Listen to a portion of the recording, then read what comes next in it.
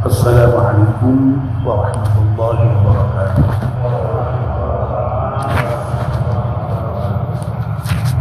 Bismillahirrahmanirrahim. Alhamdulillahirabbil alamin.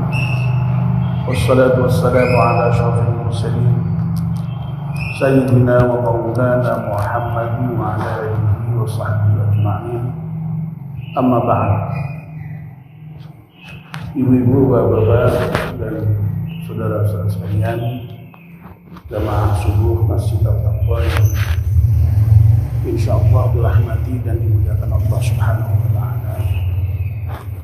Alhamdulillah, kita panjatkan syukur kepada Allah Subhanahu wa taala yang pada kajian ini atas limpahan rahmat dan nikmatnya kita bisa hadir di masjid salat subuh jamaah. Dan sekarang kita melanjutkannya dengan melakukan kajian subuh. Kita mohon kepada Allah Subhanahu wa taala semoga seluruh rangkaian ibadah kita di pagi hari ini diterima oleh Allah Subhanahu wa taala. Amin ya rabbal alamin.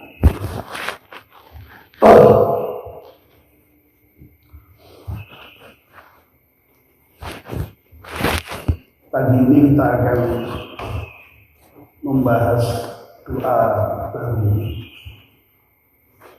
doa yang cukup pendek yang isinya memohon dua hal. Doa yang diajarkan lagi dengan riwayat Ahmad dari Aisyah. Nabi menuntunkan kita untuk berdoa, Allahumma ja'alni minal ladzina idza ahsanu istabsharu. Kalau diwasalkan atau disambung, Allahumma ja'alni minal ladzina idza ahsanu istabsharu wa idza asa ustaghfar.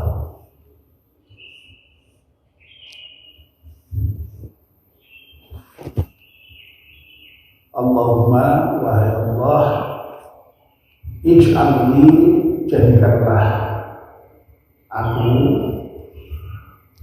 minal ladzina, termasuk golongan orang-orang idza ahsanu, ketika berbuat ihsan, berbuat baik, istabsyar, merasa senang, merasa bahagia. Wa idza asa'u, dan ketika berbuat kejelekan, istighfar, memohon ampun kepada Allah Subhanahu wa taala. Jadi ada dua permohonan di dalam hadis atau di dalam doa yang pendek ini. Mohon diberi kemampuan untuk bisa berbahagia ketika berbuat baik, dan istighfar, mohon ampun ketika berbuat buruk. Mari kita coba untuk bahas doa ini. Mudah-mudahan yang pertama nanti selesai. Bapak dan ibu yang dimuliakan Allah Subhanahu wa taala. Kalau tidak salah beberapa waktu yang lalu saya sudah pernah menjelaskan bahwa yang namanya agama itu kan intinya sebenarnya ada dua, ada perintah, ada larangan. Ya. Yang perintah itu ada yang wajib. Wajib itu perintah yang harus dikerjakan, yang tidak boleh tidak dikerjakan. yang konsekuensinya kalau dikerjakan ya berpahala, kalau ditinggalkan berdosa. Kalau yang sunnah sifatnya anjuran. Anjuran itu kalau dikerjakan berpahala, kalau tidak dikerjakan tidak berdosa.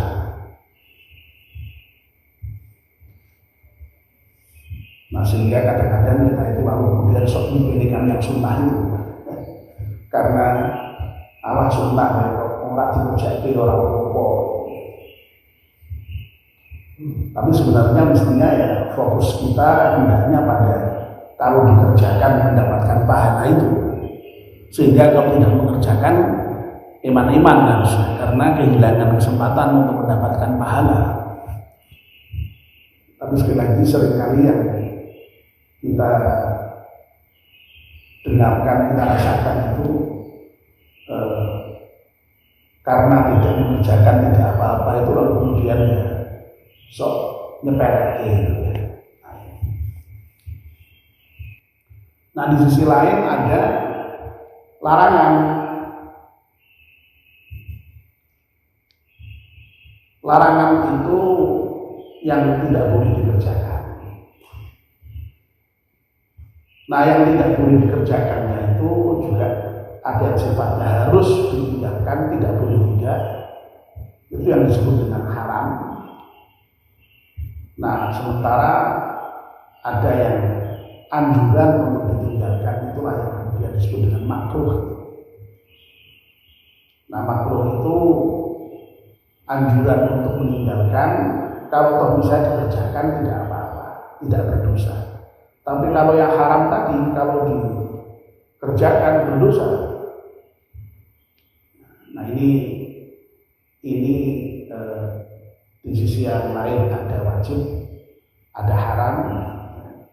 Lalu turunannya tadi ada sunnah, ada makruh. Nah lalu kemudian memang ada yang disebut dengan mubah. Mubah itu yang boleh dikerjakan.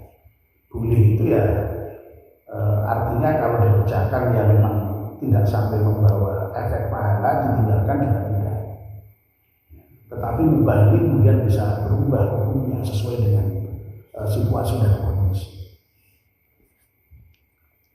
Nah, Bapak-bapak dan ibu-ibu yang dimuliakan Allah Subhanahu wa taala. Itulah sebabnya maka seorang yang kemudian disebut sebagai orang mukmin, orang yang bertakwa, itu adalah orang yang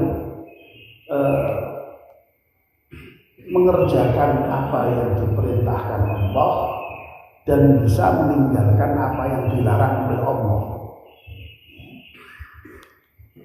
Jadi inti beragama dia takwa itu mengerjakan yang diperintah, meninggalkan yang dilarang. Dan itulah yang terus setiap Jumat itu diwasiatkan oleh para khatib di mimbar. Jamaah Jumat yang berbahagia, marilah kita tingkatkan takwa kita kepada Allah Subhanahu wa taala. Dengan apa? Dengan imtithalu awamirillah wajtinabun nawahi. Dengan melaksanakan perintah-perintah Allah dan meninggalkan larangan. Jadi agama itu melaksanakan perintah, meninggalkan larangan. Nah, beberapa hari yang lalu saya masih ingat kita diajarkan Nabi untuk bisa melaksanakan yang baik-baik yang diperintahkan itu dan meninggalkan yang buruk-buruk yang dilarang.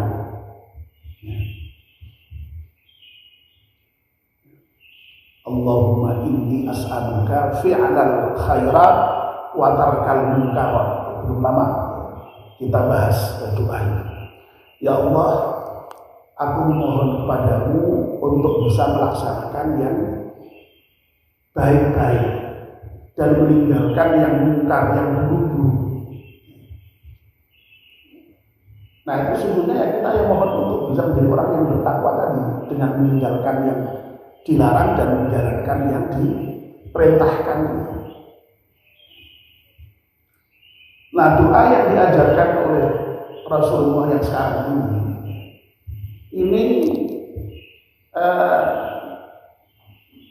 tidak sekedar bisa melaksanakan yang baik dan meninggalkan yang buruk, ya. Tetapi ketika meninggalkan, ketika melaksanakan yang baik itu kemudian kita merasa bahagia. Itu sampai ke level itu yang diminta.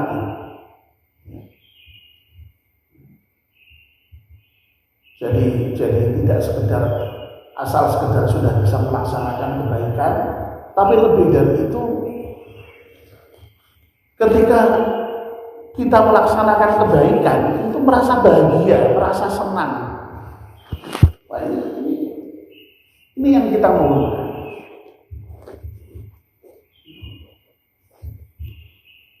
Saya masih ingat dulu Pak Soleh, Pak Kiai Soleh dari UI itu pernah ceramah di masjid kita itu.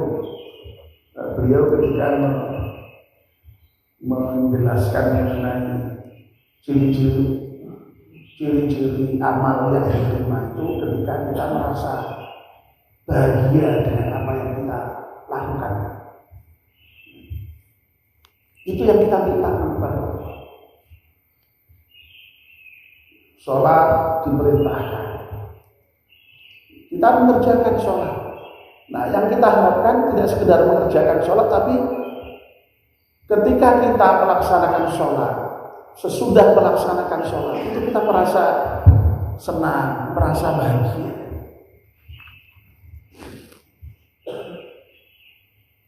Ada kebahagiaan dalam diri kita.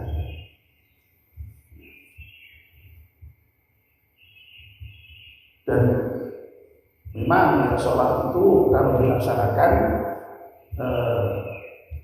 akan bisa membawa efek kebahagiaan, efek ketentraman di dalam jiwa seseorang yang melaksanakannya itu.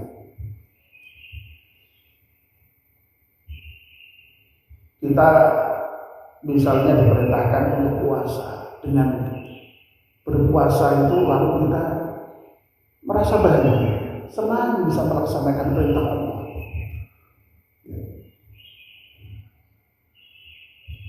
Kita membayar zakat atau sedekah dengan berbagai macam sedekah yang lain, itu bahagia. Jadi setelah memberikan sedekah, memberikan zakat itu yang ada kebahagiaan.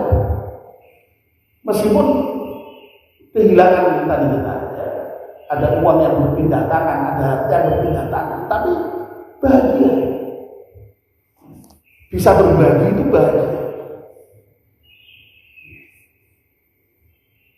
Melihat orang yang kita beri itu tersenyum, melihat orang yang kita beri yang semula tidak bisa makan, yang semula tidak bisa bayar SPP bisa bayar SPP, yang semula tidak bisa berobat, itu ada kebahagiaan.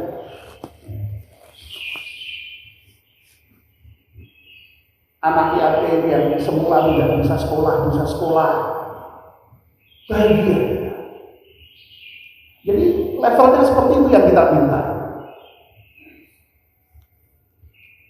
Kita bisa pergi haji, bahagia. Meskipun haji itu berat, susah. Karena haji itu ibadah fisik, terutama bagian sepo-sepo itu berat. Tapi dengan ibadah itu lalu kita merasa bahagia, merasa senang.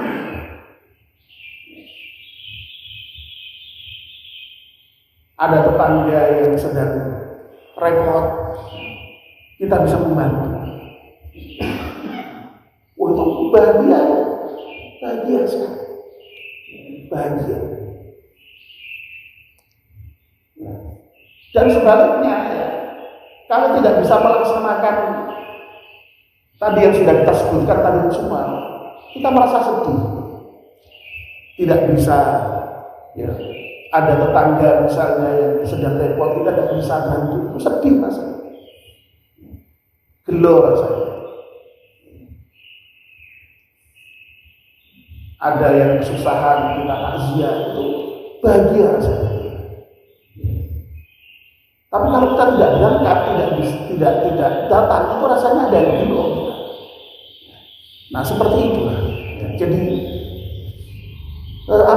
semua kewajiban itu, semua perintah itu sebenarnya kalau dilaksanakan dengan sungguh-sungguh dengan baik itu lalu sampai pada level ketika itu bisa dilaksanakan menjadikan kita sebagai seorang muslim itu ketika melaksanakan itu menjadi bahagia, menjadi senang dengan bisa melaksanakan apa yang diperintahkan Allah. Ya. Nah lalu kebahagiaan itu ya itu secara otomatis justru akan kemudian menambah amal-amal yang lain. Ya. Bukan kok malah kapok. Ya.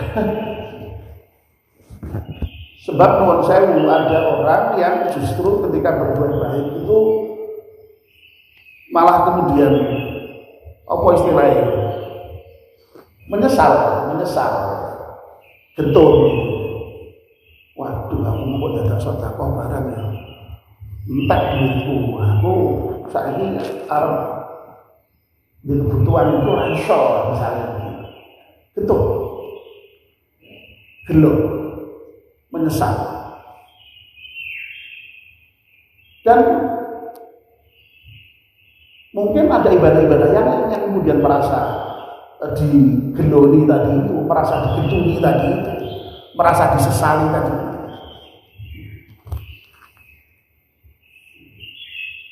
Jadi dulu saya pernah menyampaikan bahwa yang namanya nafsu di dalam diri manusia itu kan ada tiga, ada nafsu mutmainnah, ada nafsu ammarah, ada nafsu lawwamah. Nafsu mutmainnah ini yang nafsu yang kecenderungannya untuk selalu berbuat baik. Sebaliknya nafsu ammarah ini nafsu yang kecenderungannya selalu berbuat buruk. Nah yang lawwamah ini yang tengah-tengah. Lawwamah itu nafsu yang suka mencela.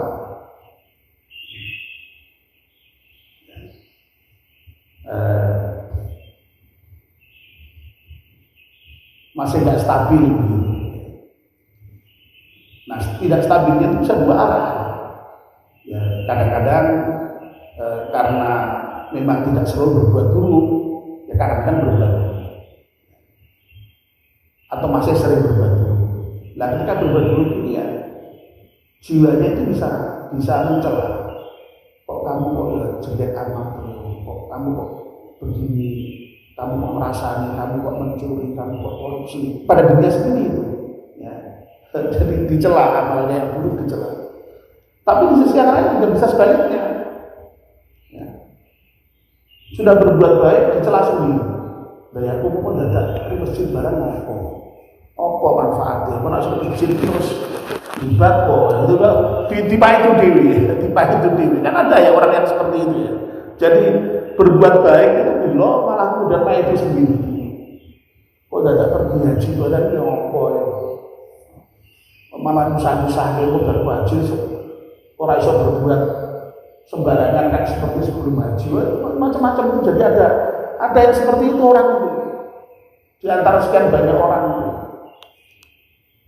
Nah jadi sekali lagi ya, tidak yang seperti itu. Yang kita mohonkan itu sekali lagi ketika kita bisa berbuat baik itu berbahagia. Baik itu dalam pengertian ibadah yang sifatnya vertikal kepada Allah, ketika kita sholat, ketika kita puasa, ketika kita haji, tapi juga ibadah-ibadah sosial. Ketika kita bisa membantu saudara kita, itu membuat kita bahagia. Nah, itu yang kita mohonkan kepada Allah Subhanahu wa Ta'ala. Ya. Tetapi juga perlu ada catatan di sini. Ya. Bahagia dan senang di sini bukan kok lalu menjadikan kita bangga, enggak. Senangnya dan bahagianya itu bukan dalam kerangka bangga. Ya bahagia yang sifatnya apa ya? Ya bahagia lah, ya beda dengan bangga ya, beda dengan bangga.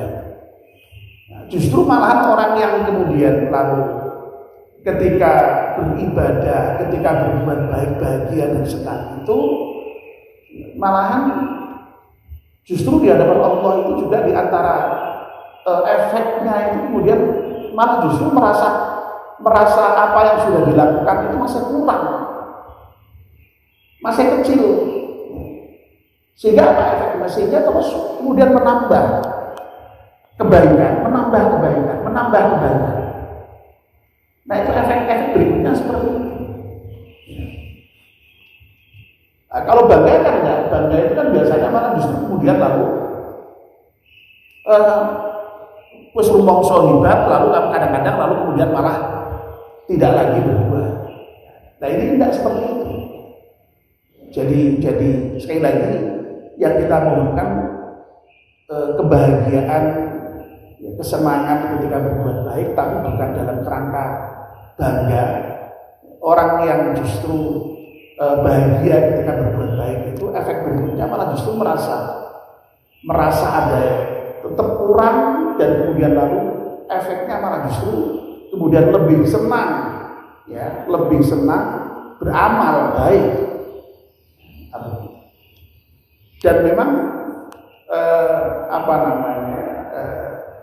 di antara tanda amal itu diterima itu ya di samping rasa bahagia itu kemudian lalu ingin mengulang lagi, pasti ingin mendapatkan kebahagiaan yang lebih dengan beramal itu. Makanya ada yang juga menyatakan bahwa yang namanya balasan amal yang baik itu ya amal baik sesudahnya. Nah, mudah-mudahan doa kita dikabulkan Allah Subhanahu wa taala. Mudah-mudahan kita itu dijadikan sebagai orang yang ketika berbuat baik itu merasa senang, merasa bahagia. Bukan sebaliknya, berbuat baik gelo, berbuat baik menyesal.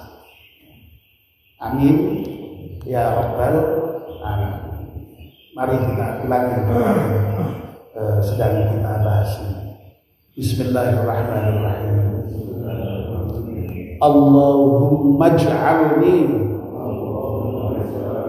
minal ladzina idza ahsanu istabsharu wa idza asa'u istaghfaru. Amin ya rabbal alamin.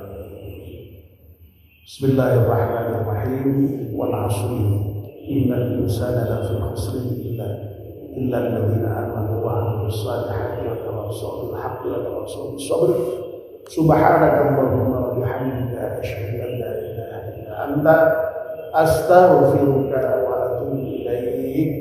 Wassalamualaikum warahmatullahi wabarakatuh.